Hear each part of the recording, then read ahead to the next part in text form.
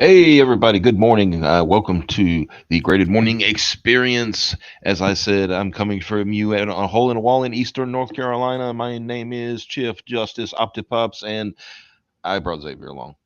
Hello, I am here too, I guess. What is up? Well, we got some interesting things to talk about. We touched on it slightly last night when I was coming up with the topics, and I think you'll find them enjoyable. Somewhat, maybe, probably not, because if you found things enjoyable, you wouldn't come to this show. Right? Yeah, that's true. Unless you enjoy this show, which that's fine. Um, but we're here to tell you that even though Elon Musk may have free Twitter, everything else is still shit. Who'd have thunk it? I know it's shocking. It's amazing. Who knew? Why was this? Why is this happening? But it is what it is, and we're gonna mull through it. And exactly, it's cringe o'clock. Yeah, we got some cringe for you today. Trust me. Elon managed to both prove that if there's not a problem you can't throw enough money at, but there's also problems that you just can't throw enough money at. Mm-hmm. Man, that's fucked up. And now I'm sad. Mm-hmm.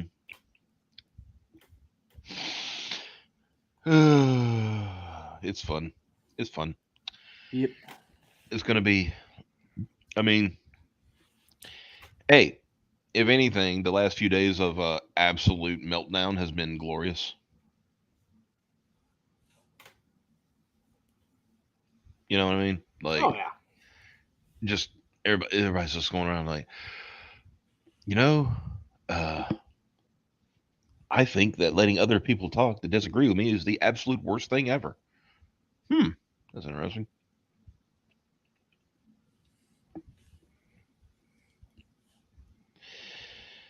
So anyway, which one do you want to tackle first? The blood thing or the soup thing? Soup. Okay. All righty, here we go. Let me get it. Get the thingy up. it hurts me just to even do this because I hate talking about this guy. Right. Yeah. All right. Here we go. Thank you for bounding into comics for this article. As usual, alleged leaks reveal Ta-Nehisi Coates' Superman project to use Superman alien heritage as a parallel to racism. Will's race Oh, who saw that coming? right. Literally everyone. Will race swap Lois Lane? No one will care. Like no one will watch it. No. Apparently, this was supposed to have been a movie. Um, what's really sucks is like, as been mentioned many times, there is a Black Superman. It's a parallel Earth Superman that they could use. You know, but if it's Yeah. not Clark Kent rate swap, then it doesn't count, right? Yeah. It it's honestly a tragedy because it feels like instead of giving an established black character their due, they're just going to give everyone a character they do not want.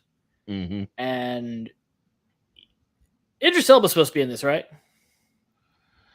I don't know. I know. One of the talks was Michael B. Jordan. Oh, Michael B. Jordan. Even Yeah. Michael B. Jordan was like, I don't want to be Black Clark Kent. I want to be the other guy. You know, the actual black Superman from the alternate universe. Yeah. Because not only would he, it would be its own character. Also, the Superman has a pretty cool suit. The other thing, the most important thing, is that he could appear alongside of actual Superman at some point. Yeah. If DC hadn't ruined that whole Henry Cavill thing, that could have been a cool little moment. Like a crossover of realities. It's like, oh hey, you're me, I'm you. Kind of, sort of, not really, but hey, shake hands and yeah. Everyone has their challenges, and you have yours, but overcoming them is what makes you Superman. Mm-hmm. Because at the end of the day, it's about helping people. Blah blah blah blah blah blah. And it's that Superman is inherently good. Yeah. And that's not good enough for some people. No. The woke twists only want to give black people sloppy seconds. That's what it seems like. No original characters. Well, yeah, and yeah, here was an original character. Icon. Yeah, Icon was a slave. He lived through it all. Be a perfect character to use this day and age. But why would we use that? Why would we do that? We want to take Superman from you. You know. And I say we. You know who the we are. So. Yeah. So going down to the list here. A number of alleged leaks for the Ta-Nehisi Coates written and J.J. Abrams produced Superman film claim the movie will use, quote, Superman's alien heritage as a parallel to racism. If this is... Should I say what I'm about to say? I don't know what you're about to say. We'll see if I tell you what I'm about to say, I'm going to say it. So I guess I should just say it then, shouldn't I? This picture is the definition of an angry black man.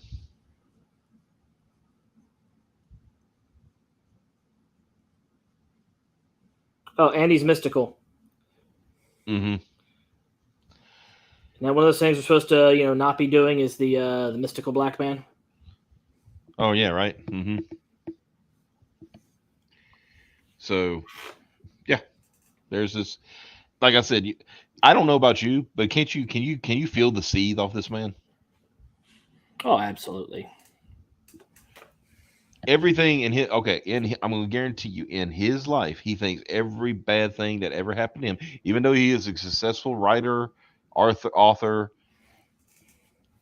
whatever, right? He got, he will blame it all on the white man, that somehow the white man kept him down. Oh, I'm sure. Like I would have made it sooner if not for those editors telling me my script was crap. And no, your script was crap. yeah, Trust me, I've seen your writing examples. your scripts are still crap. Yeah. Now just people are ignoring it because you've sieved enough to get by.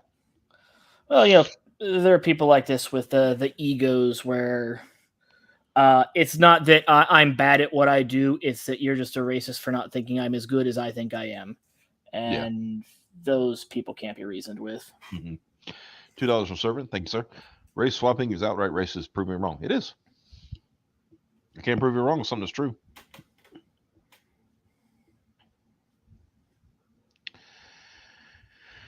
So, continuing down.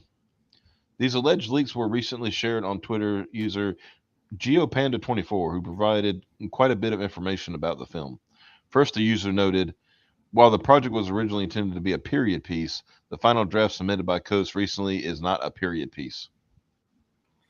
I'm thinking one of the rings I'm hearing is the reason why this is getting, this got leaked is because now with Discovery, with Discovery Time Warner being the parent company, there's a lot of things that are getting put on the chopping block. Oh yeah, they've been given the message that shut the fuck up, make money, and if it doesn't make money, it's gone. I mean, one of the words they use, I can't remember the exact words, but basically said we'll be going through our portfolio and this and that and the other and making. There was a particular term they used, but the term is basically meaning that we're going to be cutting a lot of fat, and that means we're going to be getting rid of a lot of idiots at our at Time Warner. And so basically, they're going to say if it's not profitable, get it out of here. Oh yeah. I mean, here's a movie that nobody seems to want.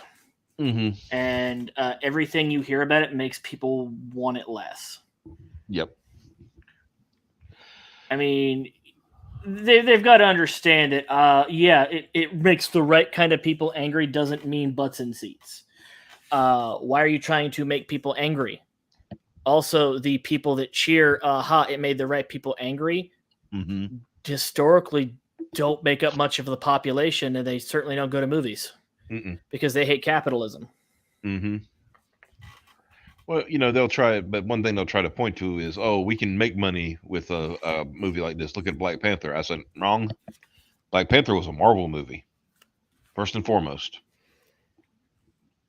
Black Panther was also a character that everybody liked before he got his own movie. Yep. Black Panther was really good in Civil War. Yeah.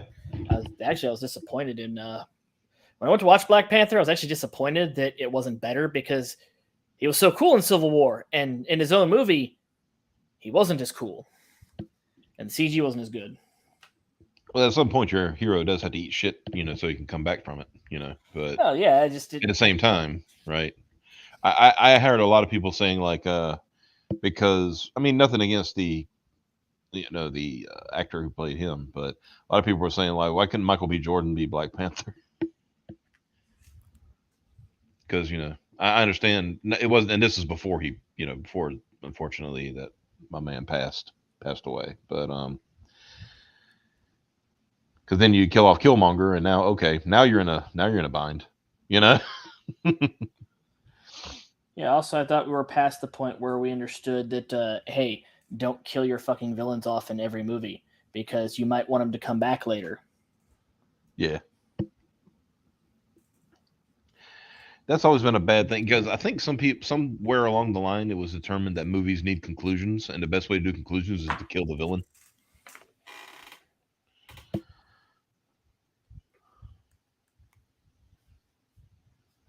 That's fucking stupid. Mm-hmm.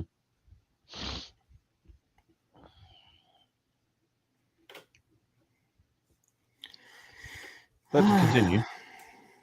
Next, they revealed it's not about a black Superman being a victim of racism. Rather, it uses Superman's alien heritage as a parallel to racism. They are, however, going through with colorblind casting. What does that even mean? If I understand right, they do not look at what your race is. Hmm. When you actually do the audition, they just listen to the tape. They're not going to do that, and you know that. Oh yeah. Um,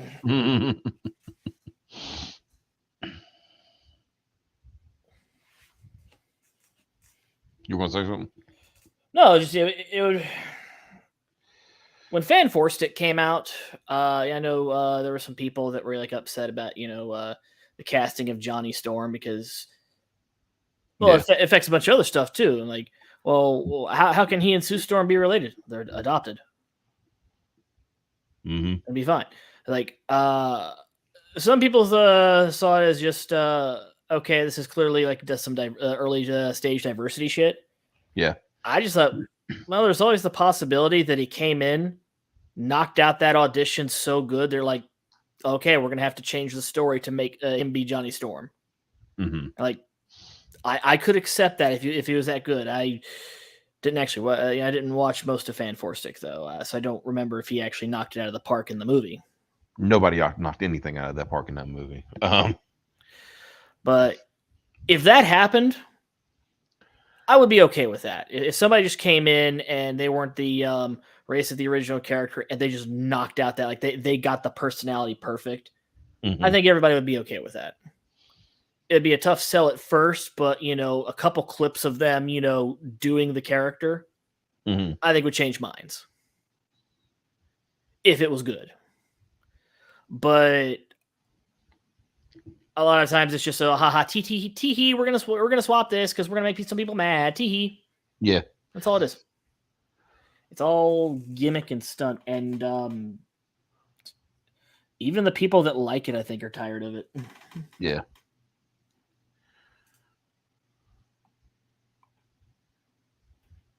Yeah. I mean, some of the examples in the chat are talking about like Idris Elba as Heimdall, Hmm.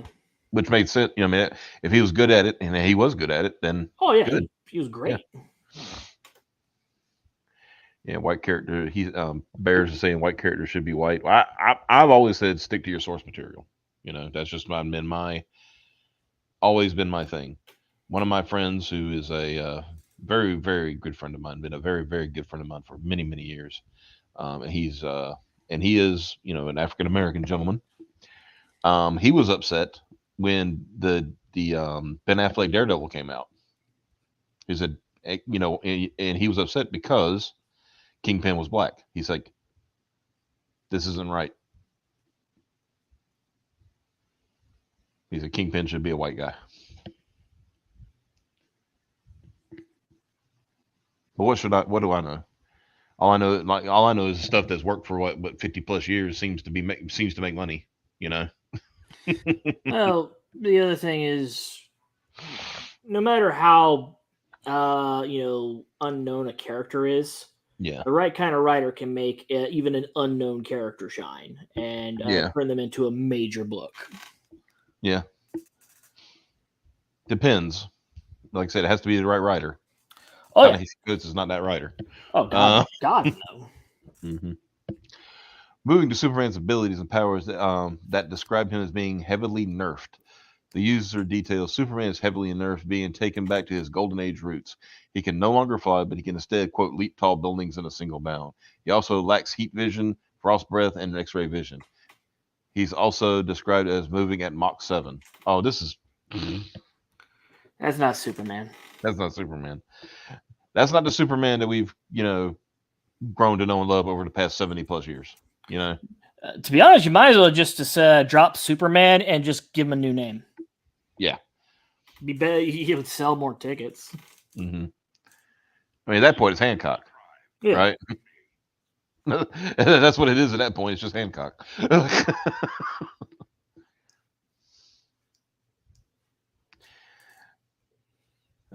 Schnitzel says, slowly starting to believe that this is all a tax write-off scheme. Who knows? Could be. How can we lose the most money so we can write it off in taxes?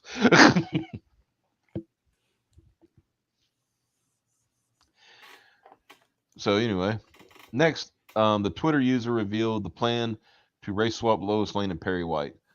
Didn't they do that? They already did that though in Man of Steel. It's been a long time since I've seen that movie, so But yeah, I my know they race homeboy, swapped Jimmy. But And my then they homeboy, what's his name? Gosh, I can't think of his name right now. Fishburne, Lawrence Fishburne. Yeah. Um, he was Perry White.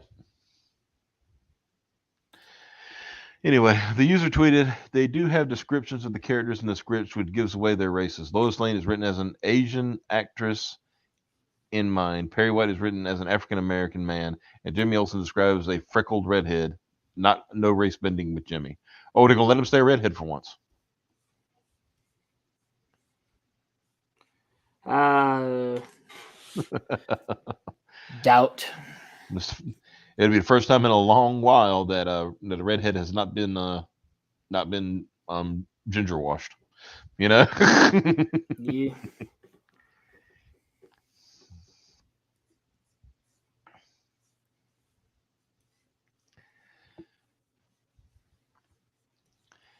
Let's see. Okay. As for the film's main antagonist, they revealed it is the ultra human. Oh my god.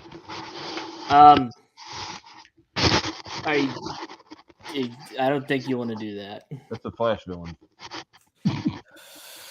Yeah, but Uh, doesn't that mean you? you're gut. Okay, Wait a minute. refresh I'm my gonna say memory. it. Let me say it. Let me say it so you don't get in trouble. I'm gonna say it. You're gonna have the Black Superman fight a big white ape. Um, doesn't that mean they also have to establish the Gorilla City? No, gorilla. The Ultra Human Knight is not gorilla. He's not a gorilla. Silly gorilla. Okay. He's that's Grodd. Um, Ultra Human Knight's just really. He was genetically engineered and really smart. Yeah. Yeah. The film is currently utilizing the Golden Age version of Ultra Human Knight as the main antagonist, although this may change. At no point in the story does he use the albino gorilla body. Oh, jeez. So And it's entirely possible Tenasticos doesn't know the difference between Ultra Humanite and Grodd. possible. In which case, you gotta get Gorilla City. This is terrible. I mean, hmm is No, this servant. They bait? didn't. Wait. Servant. They didn't even watch that because that would be good. Hold on. Is this bait? Bait. This seems like this could be bait. Like, okay. Let's assume for a minute our assumptions are correct, and Tenasticos is an idiot. Uh, he writes Black Superman, but with Golden Age level powers, hmm and doesn't know the difference between Humanite and Grodd, and basically makes him the same character and has Gorilla City. hmm Is it possible he's doing this on purpose because as bait just to fuck with people, but also because like, I'm gonna get those racists because they're not gonna be able to help themselves. They're gonna say all these things about this movie because I've dangled it right in front of them. It's bait. It's perfect. No, I think Ta-Nehisi is that much of an idiot. I don't believe it's bait. I don't think he knows how bait it works. You know how there's people who don't have the inner monologue. Yeah, He's one of those NPCs. people. I guarantee you, he's one of those people. But yeah, servant. To reiterate, if they watched, I would think if they'd watched, if the only thing they ever watched was Cartoon Network's Justice League, this would actually be a better product. So can't really count on that. The next detail of the film is supposed to be awards bait rather than a traditional superhero film, with Superman supposedly being the champion of the oppressed. The script is rather long, clocking in 165 pages. This may be due to the fact that the film is being written as an awards contender. Oh, okay. See, they awards bait. That's what. Okay, as an awards contender rather than a regular superhero film. It portrays Superman as a champion of the oppressed. The government hates him, but the people love him. That's not how Superman works. Yeah. Ultra Human Knight, played by Ron Perlman, to cut down on makeup costs. Hey, little Superman, check this out. I pissed up my hand and then I shook hands with a bunch of people. What do you think of that, fuckface? uh, So let's see. But yeah, so what they're trying to do, okay. This is a situation where Coates is writing out of his league and thinks that because Joker won an Academy Award, so can my Black Superman.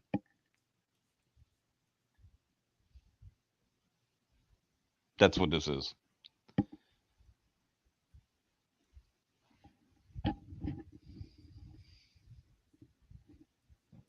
That he thinks he can win an Academy Award on this.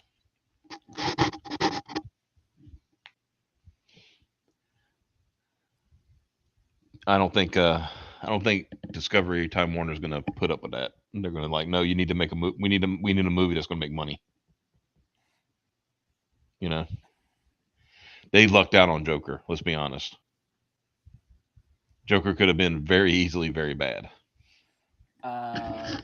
Yeah, You know. it had everything working against it too. Mm-hmm. So okay, the final leak detailed the film is a love letter to Jerry Siegel and Joel Schuster's original comics. It also has a dedication to them. Pa Kent's character is based off of Jerry Siegel. It actually has a dedication to a lot of writers such as Jack Kirby, who served as an inspiration for Dan Perpin. This is like okay, it's funny because they're trying to throw nostalgia Mm-hmm. in there, without throwing nostalgia.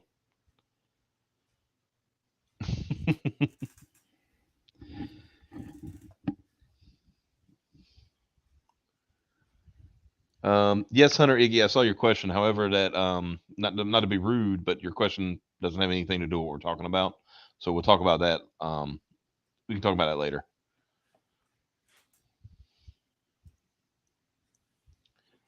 We'll get to it though. Like I said, we're trying to stay on topic. Um, One thing that stands out to me is the fact that on one hand, the leaker claimed that they might not race swap Superman and are instead going through with a colorblind casting. However, 2 tweets later, they are claiming that they are race swapping Lois Lane and Perry White. This doesn't really make any sense and appears to be a clear contradiction. Well, it's Ta-Nehisi Coates. What do you expect? If you're if you're going with colorblind casting for Superman, why wouldn't you do that with the other characters? Even then, colorblind casting shouldn't even be discussed because the casting should match the character's source material. And of course, there's the Superman that we were talking about. You know that they probably should base their stuff on. The idea that Superman would not be race swapped also conflicts with the reporting that the Hollywood Reporter in May 2021 that claimed that the film was looking for not only a black actor but a black director. So once again, we're just like, we don't care what they look like,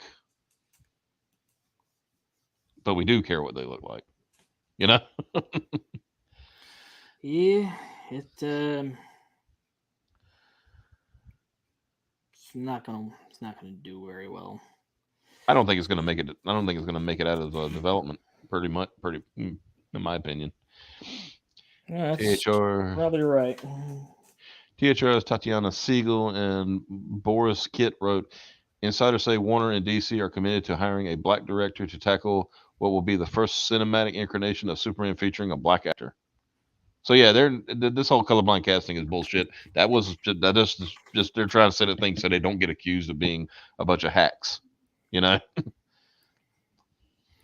It won't work. there is definitely a couple of big reasons to doubt the legitimacy of this rumor. The idea of making Superman's roots parallel to racism and having Superman seen as a champion of the oppressed is entirely believable, given Coates' other writing is flooded with that type of messaging. One could argue that that's all he really knows how to write. Just look at his recent runs on Marvel Comics, Black Panther, and Captain America. Yep. Uh, Yep. one trick pony only knows one trick. More 11. Yep. Race swapping Lois Lane and Perry White is honestly expected. White was recently race swapped in Zack Snyder's Man of Steel and the ensuing DCEU movies. Hollywood's modus operandi is pretty much race swap everything under the guise of their racist diversity and inclusion initiatives. Yep. It is unclear if the movie will ever see the light of day. A recent rumor from Scooper Mikey Sutton claimed that there were two major problems with the project. Number one, the script, the story. They're not cracking the code. Still, he explained. It's just very ambitious, trying to bite off more than they can chew. They're trying to make a social commentary like an Oscar bait type of film. It's not Superman enough. It's not really resonating as a Superman project. Gee, just from everything I've heard, I wonder why.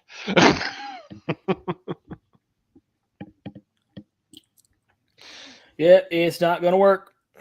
Mhm. Sutton also noticed he heard that one of his sources, he doesn't feel that Discovery, when they take over, is going to approve this project at $300 million. Whew, man. That that's pretty lofty, especially for something that's going to be golden age powers. So you're probably not going to have very much CG. Hmm. Like, well, he jumps. Oh, then we can get some wires. I want to let you know that Avengers Endgame budget was $356 million, and that was an establishment after what, 12 years of movies to Oh get yeah. to that point. Um, just to get an idea, so it's $316 million for Infinity War. So you're looking at a total, because they were filmed at the same time, Mm. um, a little less than $700 million. But like I said, an established for over 12 years project, right? Y'all cannot. There's no way y'all are going to just throw a $300 million budget on this thing. You know? There's no way.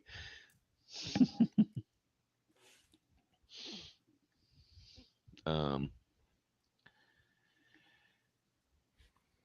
he really doubts that this will go forward, and I'm not saying it's dead, but as of right now, it's in quicksand. I'm guessing somebody's going to come in, like an executive from Discovery Disney, like one of the new executives, is going to come in and says, "Okay, what do we have?" Looks at this. Okay, this is terrible. Looks at Coates and Abrams, says, "Y'all are both fired, and we're going to do something else." Because from everything I understand, Discovery Disney, Discovery, that actually rings out the better than Discovery Time Warner. Discovery Time Warner is they're cleaning house. Oh yeah, they are Hmm. tired of eating shit for everyone's fucking vanity projects. Yeah. Also, they just ate that $300 million bill for CNN Plus. Oh yeah. Yeah. I'm sure they're ecstatic about that one. Uh, and then I heard Discovery Plus and HBO Max are getting ready to become one app instead of two. I don't know when that's going to happen, but I'm sure it's going to be soon. You know. Um,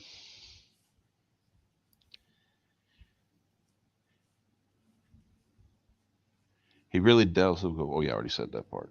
Oh God, why'd you put it in there? We already talked about the gay son of Kal-El.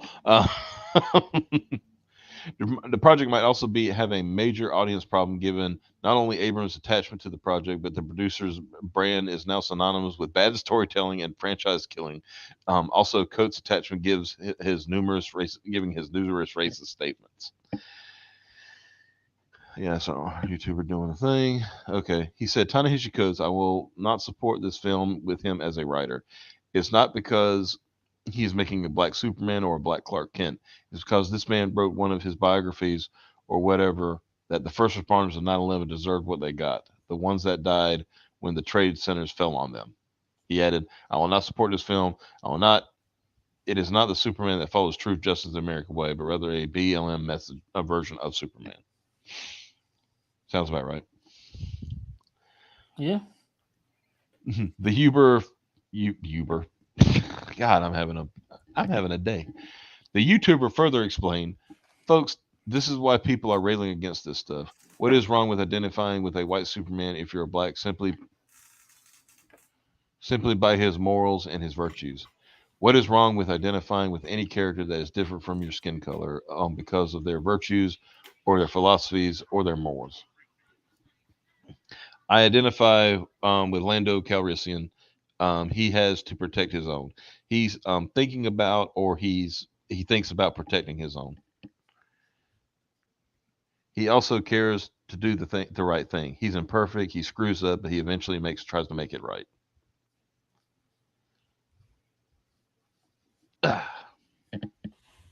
So there you go.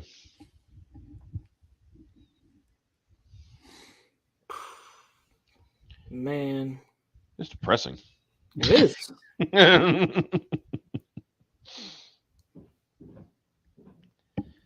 I mean, it's pretty bad that like you read an article and it makes you you just brings your whole day down. You know. Right? hmm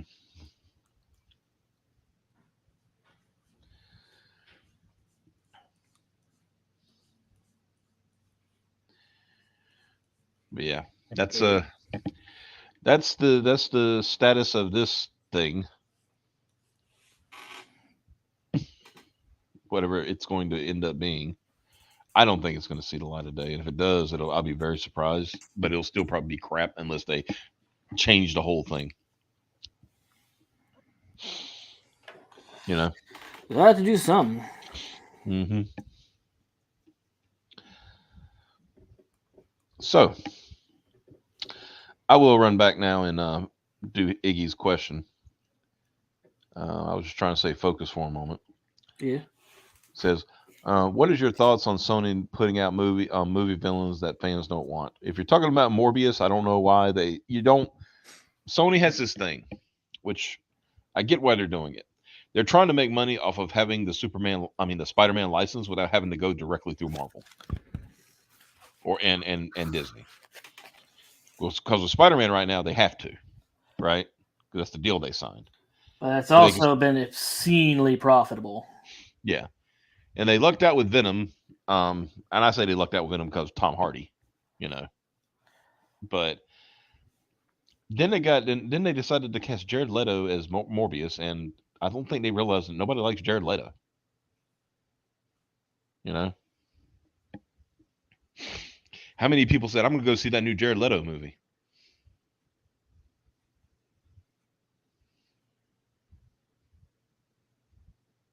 I know I didn't.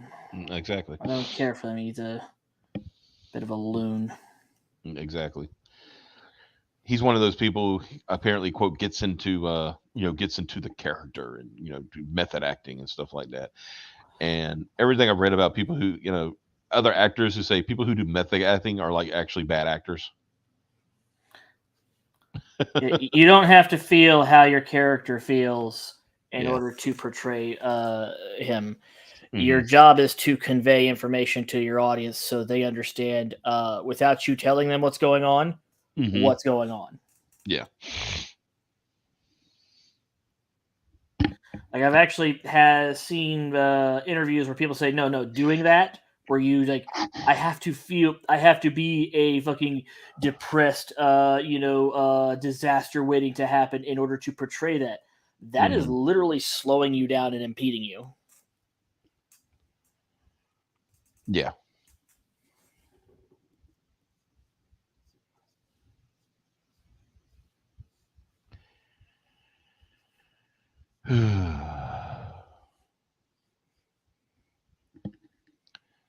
But yeah.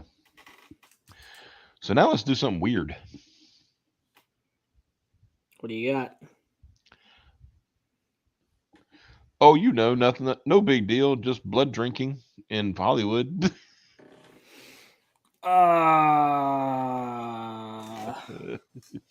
The Hollywood cults. Uh-huh. Megan Fox admits to participating in blood drinking with Machine Gun Kelly. I would not drink anything off that man's body. Wait, she was drinking it off of him? Eh, Probably. I'll read it. Yeah, I read it. I kind of read through it last night, so you'll see. It's pretty Uh, bad. I mean,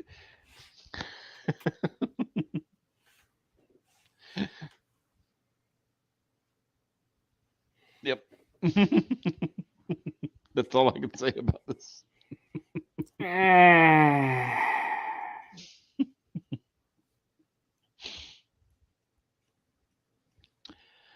Okay. Transformers and Teenage Mutant Ninja Turtles actress Megan Fox recently confirmed she drinks the blood of Machine Gun Kelly in rituals. Now, you notice they're showing her pictures from like they show pictures from the Ninja Turtles and stuff like that. But wait till you see the picture they have from the interview. I'll say she don't look good anymore, does she? Oh, you ready? Are you sure you're ready for this? I'm not. Oh well, you're gonna see it. Fox confirmation came in an interview with Glamour's Emily Maddock, where she asked about an Instagram post showing Kelly proposing to her in Puerto Rico. There it is. Yeah. Doesn't even look like the same person, does it? It does not look like the same person. Yeah. So there's here, here, here, here. Uh, it looks like I don't know, like somebody tried to sculpt a face and they did badly. Yeah. But finals was tomorrow and they had to turn in their project, so fuck it. Yeah. So Also, our boobs are lopsided.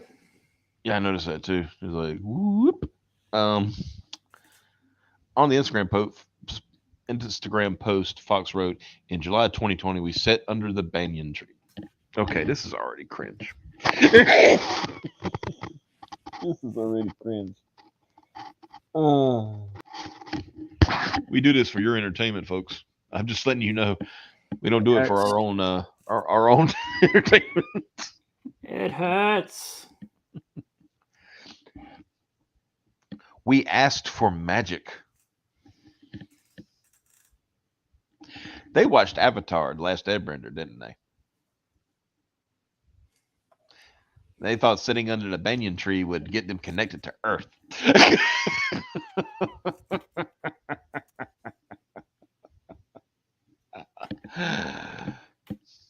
We were oblivious to the pain we would face together in such short, frenetic period of time, unaware of the work and sacrifices the relationship will require from us, but intoxicated off of the love and the karma. They were high as shit. Yeah. They were high as hell.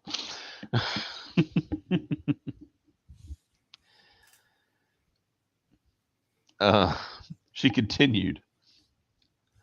Somehow, a year and a half later, having walked through hell together and having laughed more than I ever imagined possible, he asked me to marry him. And just as in every lifetime before this one, as in every lifetime that will follow it, I said yes. Dot, dot, dot. And then we drank each other's blood, she concluded.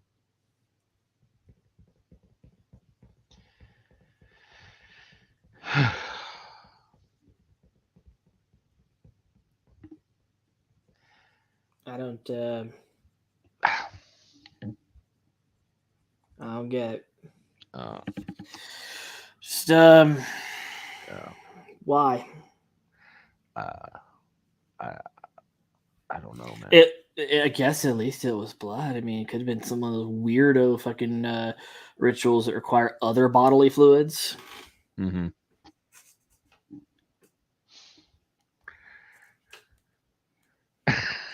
Pretty much what Barrett says. So they ate an edible and cut each other. This edible ain't shit. Why am I cutting into myself? I'm filling this cup. What's going on? Before addressing her ritual blood drinking, Fox admitted she doesn't actually post to social media while answering a question regarding her psychological breakdown. She explained, I have social media, but I don't personally use it. I have somebody who posts for me and I decide what I want to say. But I don't physically do it myself because I think it's sinister. I think it's evil. Why have it? You're basically paying somebody to be your guy or girl, right? Yeah. Yeah, I have a guy for that.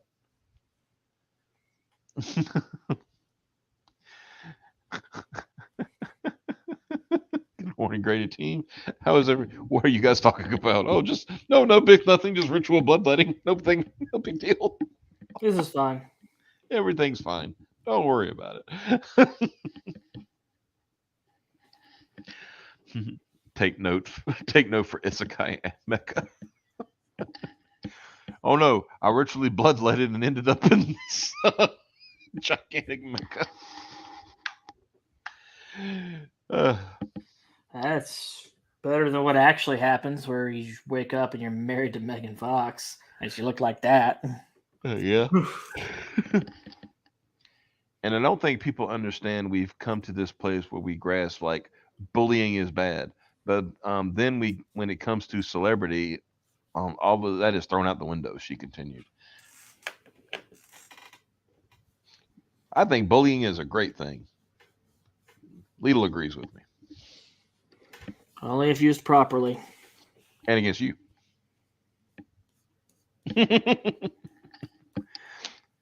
Fox then said, maybe it was worse back then. Actually don't think so. I think with the invention of social media, it's so accessible now, and that's much worse.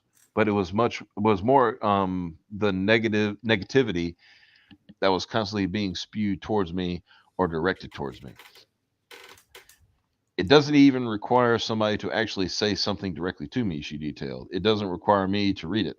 But when so many people around the world are thinking about you or having negative thoughts or intentions towards you, the energy permeates me. It penetrates me. You know how you're supposed to use words and those words are supposed to make sense. Yeah. None of that made sense. Nope.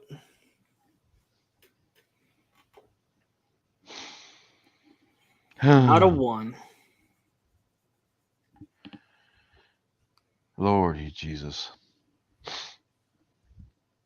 I don't have boundaries and walls for that. I'm still human. I'm still fragile in that way. I can feel, and that was more of the struggle. It wasn't related to anything specific. It was just that I wasn't allowed to be a human because I was a topic of the conversation, a gossip in punchlines. Yeah, because you're doing dumb shit like drinking your boyfriend's blood. Yeah. Eventually, Fox would be asked, "Is it true that you drank each other's blood after he proposed?" She answered, "I guess drink each other's blood might mislead people, or like people are imagining us with goblets like we're Game of Thrones drinking each other's blood." It's just a few drops, she said. But yes, we do consume each other's blood on occasion for ritual purposes only. Guys, it's only a few. I mean, come on, guys, it's only a few drops. Just a literal drop in the bucket. Yeah, literal drop, little bit, just a tiny bit.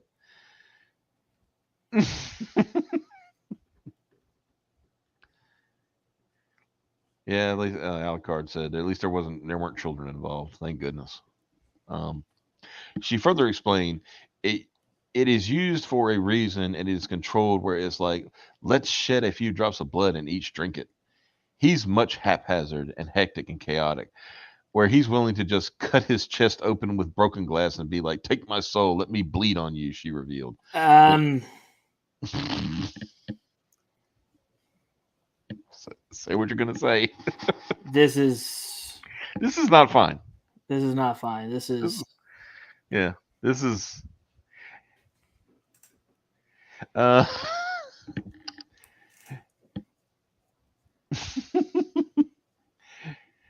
the sometimes you say some maybe it's time to get you need to go get some psychiatric help. Maybe you should see somebody in a professional manner. No, y'all need Jesus. I don't know if there's enough Jesus for that one. Well, there's I, always enough Jesus, but the thing is, it's like seek and ye shall find. Y'all looking in the wrong place.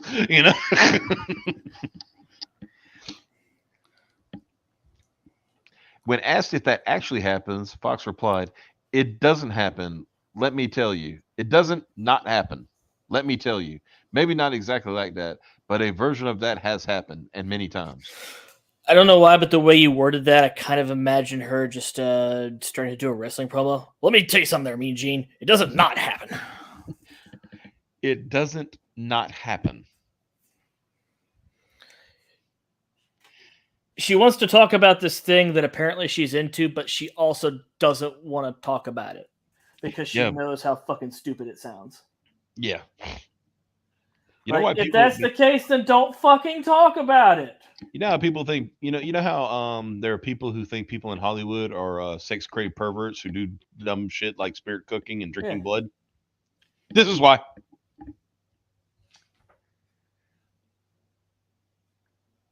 This is why. Yeah.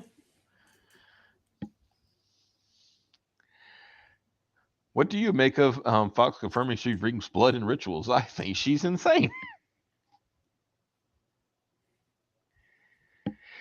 And then Machine Gun Kelly claims he stabbed himself while attempting to impress Megan Fox.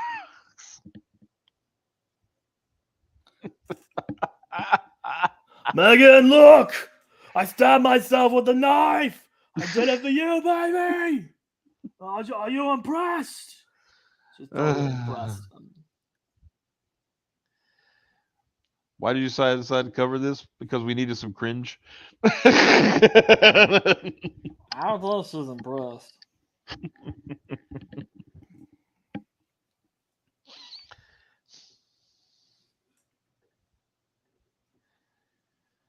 Yep. Something DNC leaks spirit cooking. Yeah. And then the cow jumped over the moon. Hello, Scrump, by the way. Hello, Scrump. So yeah, there's that.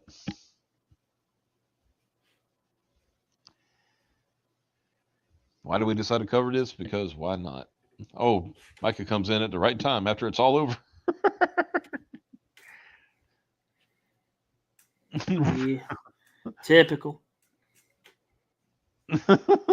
something, rent a pizza for an hour. Make us do the hard work. Hmm. Suffer alone. Unbelievable. Yep. But you know what time it is? Your favorite time. Time to go home. Nope. Time for a listicle. And And I'll let you pick this time. So yeah, that doesn't make it better. TB. that really doesn't. uh, so Xavier decided I gave him three choices, and this is the choice he came up with. This was Every Star this was literally a Sophie's choice. There was no correct answer.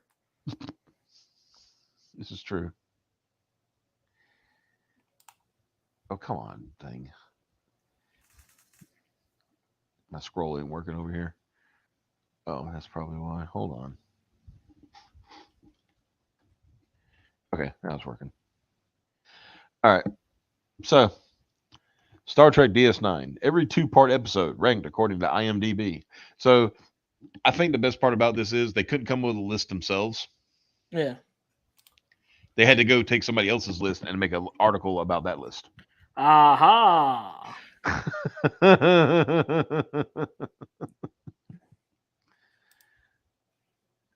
I think that's the beauty of this. The explosive action of Deep Space Nine was often too much to fit into one episode alone. This is every two-part DS9 episode ranked by IMDb.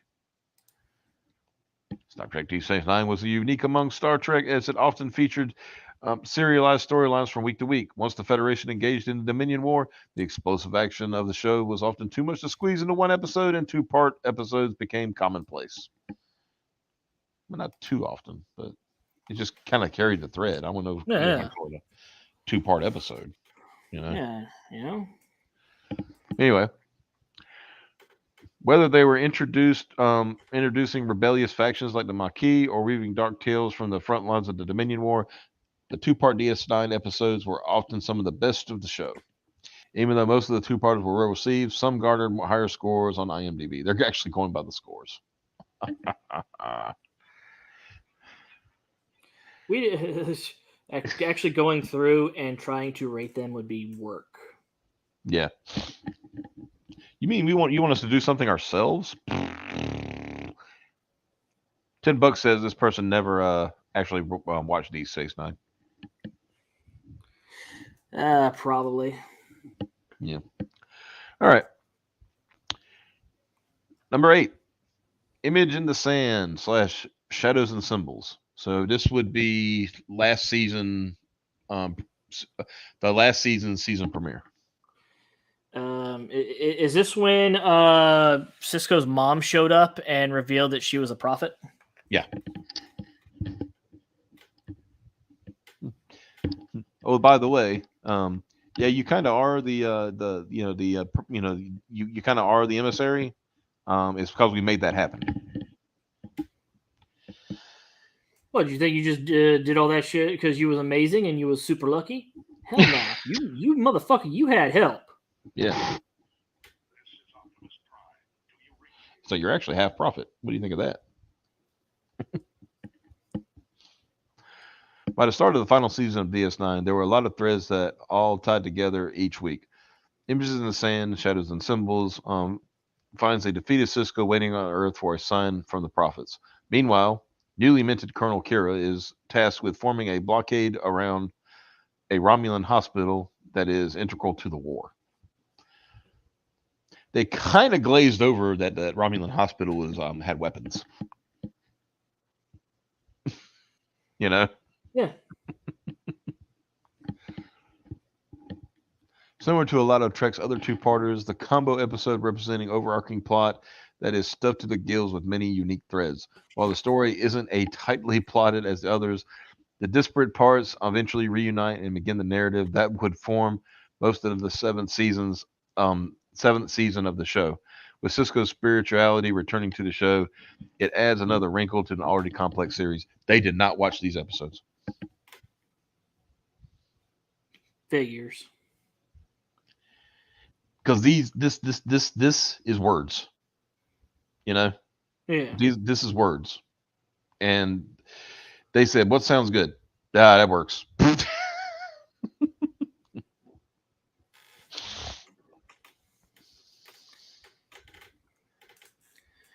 Number 7, the Maquis Part 1 and 2.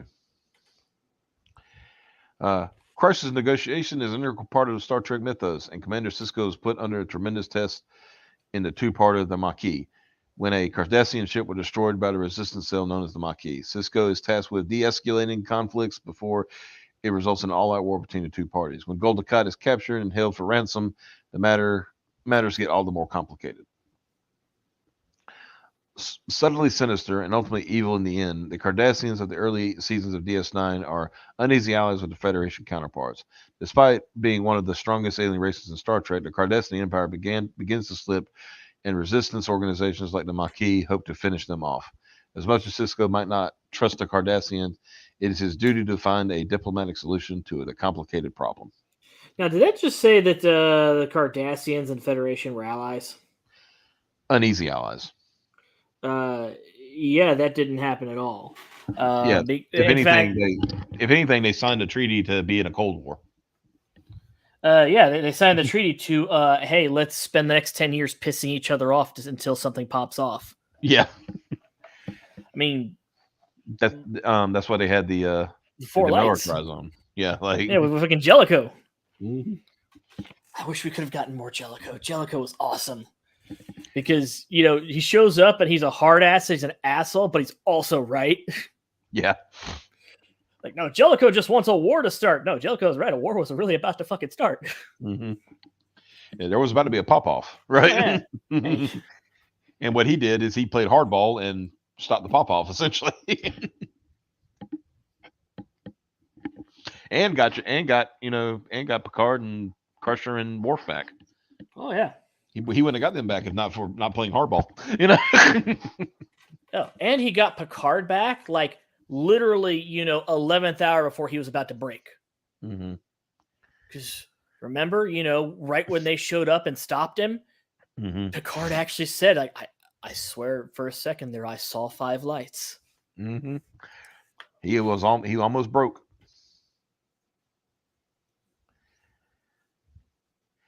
Listicle today is apparently the best 2-part DS9 episodes ranked by IMDb because Screen Rant can't be bothered to do their own.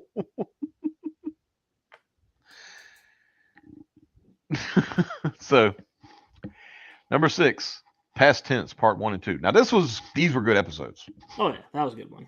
It's like, okay, hey, the guy that was supposed to be the quote terrorist guy who actually popped things off, and like, so we ended up at this point in our timeline. Yeah, he's dead.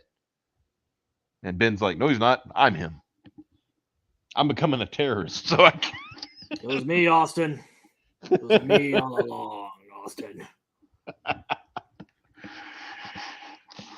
This show's history is filled with great Star Trek time travel stories, and Past Tense sent the DS9 crew to the primitive world of 21st century Earth. Yeah, I mean, we're living it right now, so we get it.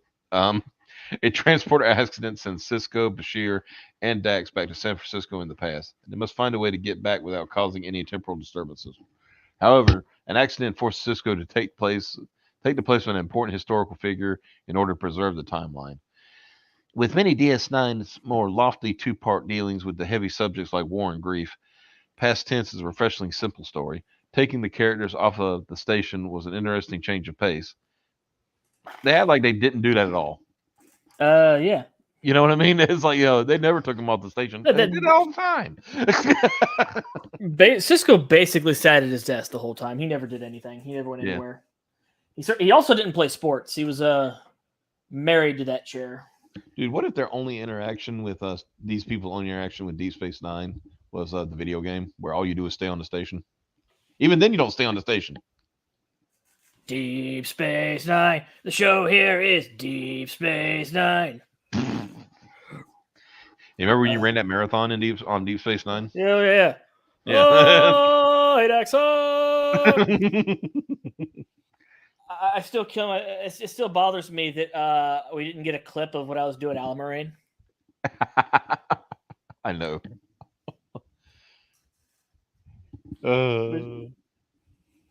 That's gotta bother him too. The actor that played Cisco, Avery Brooks. Yeah. Because he still remembers the Alamarine words. Yeah. And he hates it so much. I remember they asked him straight up, he's like, what's the worst episode of Deep Space Nine ever? And he goes, Alamarine. Alamarine, go past 10, Alamarine.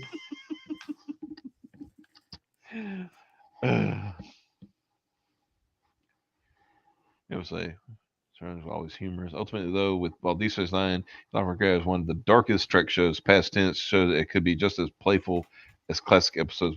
What? Past Tense was not a fun and playful episode. It was very heavy.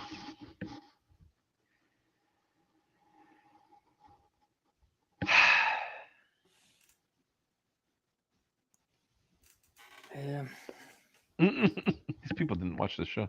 They're not. The Search, Part 1 and 2. Oh, this is where Odo did the weird changeling sex. He had goo sex. Yeah. I joined with the Source. We had a goo orgy. It was very intimate. I touched everyone and nobody at the same time. It's a thing you cannot understand.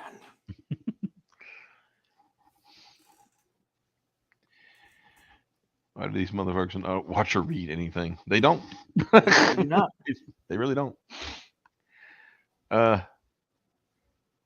Cisco's brashness as commander is well known, and few episodes of this trait quite like The Search. Instead of simply waiting for the ruthless Jem'Hadar to attack, Cisco decides to infiltrate their quadrant in order to negotiate with the mysterious founders who seemingly control them. Meanwhile, Odo comes face to face with his people for the first time and has a crisis of faith in the process. While his ruthlessness has served him well in negotiations, Cisco's boldness is a hindrance in the story. While most captains in Trek come off as somewhat infallible, Cisco is far from perfect, and it makes him a stronger character because of his flaws. The Search is great because it sets up many ideas that would further pay off over the rest of the series. I think the biggest thing I remember that episode is that Garrick was going to blow up the homeworld. Oh yeah. Worf stopped him, and then, now it's like he thanks Worf. Why'd you revert back to Next Generation Worf? We could have had not had to worry about the founders anymore. Ruined everything, Worf, as usual. I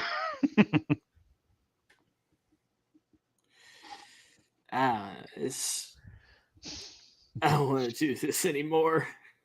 Well, too bad. You got 4 more. And you picked this. I'm just going to remind you. You're the one that picked this one. I thought it was the best one of all the options. I said there was no correct option here. I thought this one would be the least painful. I was wrong. All right. Homefront / Paradise Lost.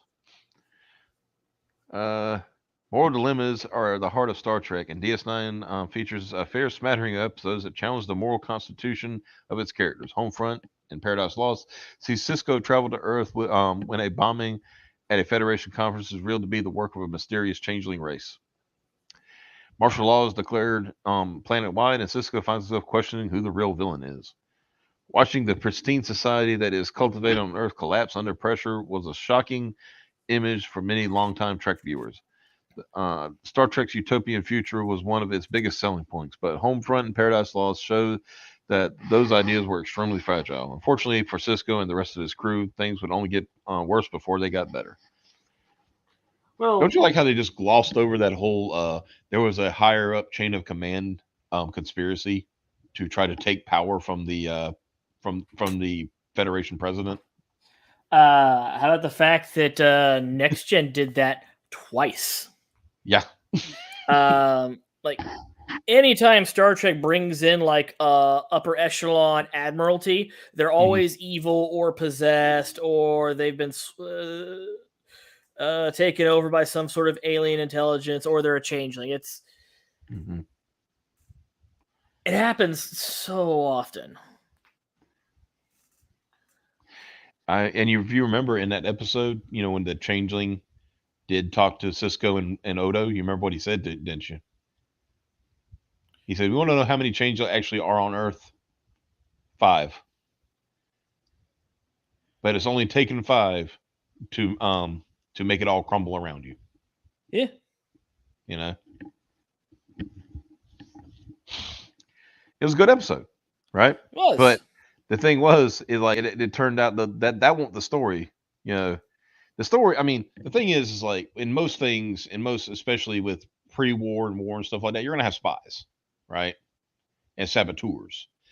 The story of that episode, which they kind of gloss over, is like you said, the Admiralty was trying to usurp power from the president, from the Federation president. I mean, various aspects of the Federation are always, very. It put into question the whole utopian idea of the future, such as the drumhead, which is like, oh, no, you got McCarthy motherfuckers just sitting there looking to run people through the ringer because they can. You got the measure of the man, where it's like, I can literally just have Starfleet determine your property, and there ain't shit you can do about it. Yeah. Hey, remember when they tried to take away Data's rights as a being? Yeah. Yeah. He's just a thing. He's not a real person. In Purgatory's Shadow / by Inferno's Light. I think this was... that might have been the finale. Maybe? Yeah, I think you're right. We'll see. Because remember, it ended with the that battle on Cardassia we didn't see, but also the. Oh no! This is the one about Tane. Oh yeah. The one where Tane, found the. He had the joint Romulan Cardassian task force. Right. Yeah, we're gonna go blow up the. We're gonna go blow up the founders. Oh crap! We went to the wrong place. We've been tricked, bro. That's right. We told you don't do that thing you're thinking about doing. But we did it anyway. Oh no! Dare I say, founders made me trick, bro?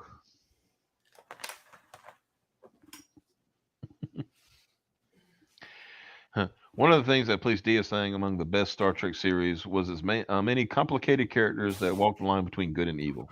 In Purgatory Shadow by Inferno's Light follows plain simple Garrick as he received a coded message leading him to believe that his mentor is still alive. Okay, that's actually not the one. That's the one where they go to the Alpha Quadrant and him and Worf get put in prison.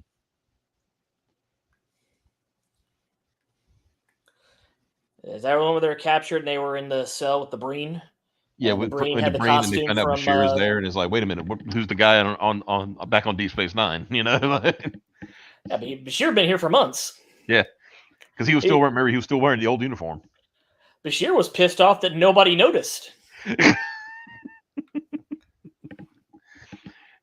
Garrick is a fascinating character, and he often straddled between being dastardly and being reluctantly helpful. His mysterious past kept his viewers invested through all 7 seasons, and two-parter helped add more intrigue. The true power of the episode is that it managed to be a personal story about one character, while also kicking off an exciting new chapter for the series. That is not what happens. Like, they could have not revealed Garrick's backstory and nobody would have cared because Garrick was so much fun to watch. Mm-hmm. And without them telling you, you pretty much already knew. Yeah.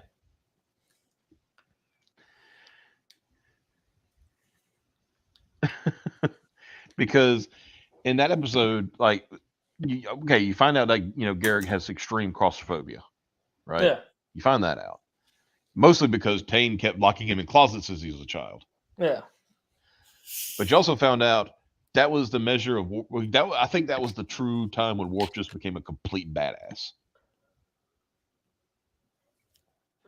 Like, I'm just gonna go fight these Jem'Hadar every freaking day and get my ass kicked, but I'm not gonna, I'm not gonna give in to them. It's like, because up to that point, Worf's entire Starfleet career across 2 different series has basically been let me eat the most shit.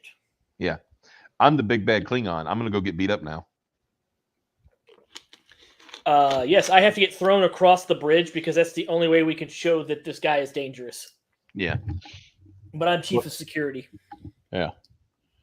Oh, and he gets told no all the time. Yeah, the more impressive thing would have been showing that happening to Data. Yeah, because Data fucking heavy. Yeah. So, but anyway, it doesn't matter. Um, and also, remember that was the episode where we found out Martok was alive. Yeah. Because he'd been replaced by a changeling. Of course, they found that out earlier in the season, I believe. Because if I remember, at first they thought it was Galron, and then later on it was like, oh no, it's not Galron, it's Martok. Anyway, only got 2 more. We're almost done. In Probable Cause, the die is cast. Ooh, let's see what this one's about. The 2-part episode of DS9 often represents 2 separate parts that were equally strong and could be taken as a pair or singularity. In Probable Cause, the die is cast finds Odo investigating the attempted murder of the Cardassian Taylor's plain simple Garrick. Anytime he's mentioned, I'm just going to say that, right? Entrenched in his search, Odo is captured by the Cardassians and interrogated about his race, the Founders. This is the one where we find out about Tane, and he had that task force. This is that one. Once again, as the war heated up throughout the show, the loose parts began to solidify into cliques, including the temporary alliance of the Cardassian and Romulans. Almost as evil as the Dominion themselves, the alliance meddling nearly ignited the war for the worse, and it ends up harming individuals like Odo. Odo's emotional state is already rocky, and the actions of solids like the Cardassians and Romulans only help to potentially push him towards his changeling brethren. Once again, that's not what those episodes were about. I mean, it had a hint of that, but it was mostly like plain simple Garrick finding out, like, you know what, my mentor's a monster. Yeah. And he's going to get us all killed.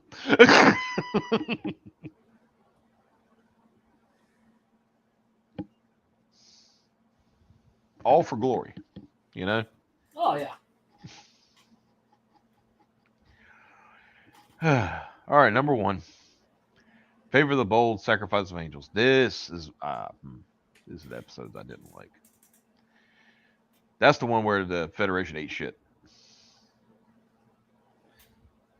That's the one where they sent that Galaxy class into the Gamma Quadrant, and right there at the wormhole entrance, it just blows up.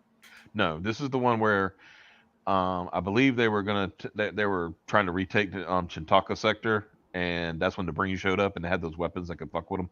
Oh, yeah, yeah. And Yeah. the Defiant that blew up. Yeah. They had to get a new Defiant. Yeah. Coming as one of the best episodes of DS9 ever, Favors of the Bold and the Sacrifice of Angels was also one of the tensest moments in the entire Dominion War. With DS9 under Dominion control, the Federation plans an all-out assault. Okay, that's how do I keep getting these wrong? Jesus. Okay, this is the one where they go to take back DS9. Hmm. Operation Return. I think they got the title. I honestly think they got those wrong though. Unless I guess Sacrifice of Angels was referring to when Cisco, implored the founders, not the founders, the uh, the prophets to do something. Oh yeah, we told them to get off their ass and do something, so they Yeah. did. And Hmm. like, okay, but you're not gonna like it. Yeah. Meanwhile, the Federation forces work to maintain the minefield at the wormhole to stop further Dominion reinforcements from crossing over. Like a mix of the best war movies with the themes of Star Trek, the two-parter is unlike anything seen before or since in the franchise. With the station under Dominion control, it seems that if things are at their darkest point, but there is still a chance for the Federation. While many fans are somewhat turned off by the militaristic turn that Trek took in DS9, I still think they got these episodes wrong because I thought Sacrifices of Angels was the episode where Dax got killed. Can't remember. I'm not good with a lot of the episode titles. There's some where it's like, of course you remember this one. You remember the Drumhead. You remember Measure of a Man. Yeah.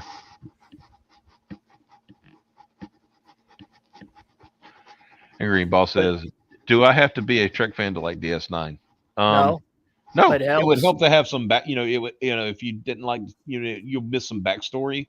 But other than that, it's good. Really takes off in season 3. Um, yeah, well, the militaristic turn is what made DS9 great. The space battles were the best part of the Star Trek. Yeah, Now with Voyager, on the other hand, you have to be a Star Trek fan for that. yeah, Voyager, when it's good, it's really good. hmm, That's the problem, though, is how often it's good. yeah, Uh, if as soon as they got 7 to 9, though, quality like shot up like a lot. Oh, so you're saying they got a really hot co-star, so they had to make things look better. Oh yeah, All right. better stories too, but Hmm. also any excuse to have Jerry Ryan in that fucking bodysuit. Yeah.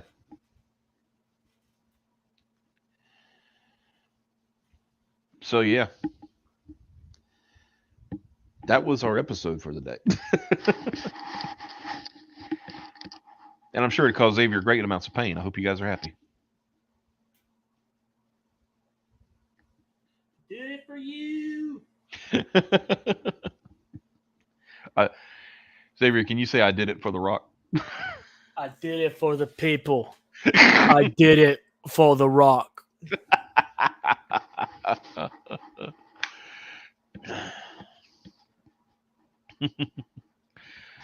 But yeah, so yeah, that's our episode for the day, folks. So you got racist Superman and drinking blood and bad lists as usual.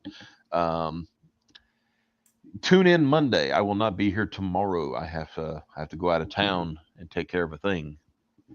Once that is taken care of, though, I will be back and better than ever. Nice. Cool, because I won't be here tomorrow either because I have to sleep off today.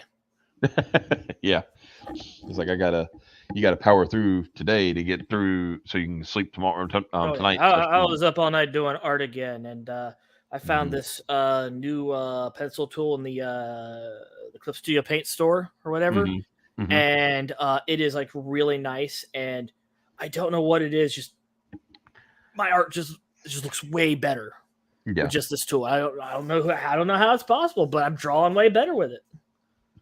yeah. I mean, I saw some of the stuff you were working on last night, and it's looking good. But Lidl also is bullying you. Yeah, Um, you haven't seen the shit I did this morning. Hey, I will. We'll check that out once we get off here. How's that sound? sounds good. All right. Lidl called you a lazy bum, by the way. I'm sure she did. Hmm. It's not like I'm highlighting it or anything on the screen. Um, but yeah, I guys, once again, we appreciate you. Thanks for the super chats. Thanks you for tuning in. Like I said, I'm glad that we're slowly rebuilding the audience. This is something we've been wanting to do for a while. Yeah. Um, Once things get more stable, we can start actually doing shows 5 times a week. But you know, as it goes, as it comes, we're going to get this straight, and we're going to.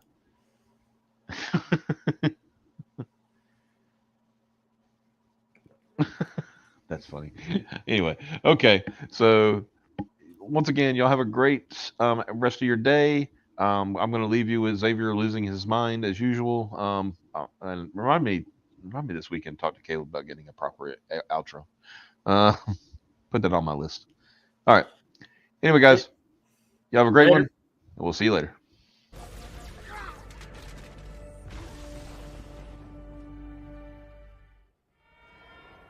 Ah! Mother! Fuck! We've got orders in the Fort Pelican. Fucking